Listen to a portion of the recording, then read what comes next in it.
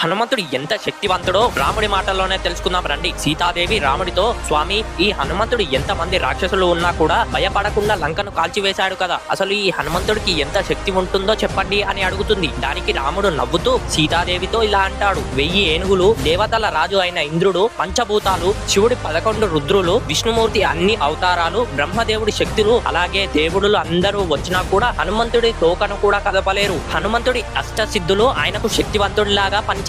ఆ అష్టశక్తుల్లో మొదటి శక్తి పేరు అనిమ. ఈ శక్తితో హనుమంతుడు కంటికి కూడా కనపడనంత చిన్నగా మారిపోతాడు. రెండవది మహిమ. ఈ శక్తితో హనుమంతుడు పెద్దగా తన శరీరాన్ని మార్చుకోగలడు. మూడవది గరిమ. ఈ శక్తితో ఆయన శరీరాన్ని ఎవ్వరూ ఎత్తలేనంతగా భారీగా చేసుకోగలడు. నాలుగవది లగిమ. ఈ శక్తితో వెలుగు కన్నా వేగంగా హనుమంతుడు ప్రయాణించగలడు. ఐదవది ప్రాప్తి. ఈ శక్తితో హనుమంతుడు తలుచుకుంటే ఈ ముల్లోకాల్లో ఎక్కడికైనా వెళ్ళగలడు. ఆరవది ప్రాకమ్య. ఈ శక్తితో హనుమంతుడు అనుకున్న కోరికను నెరవేర్చుకోగలడు. ఏడవది వసిత్వ.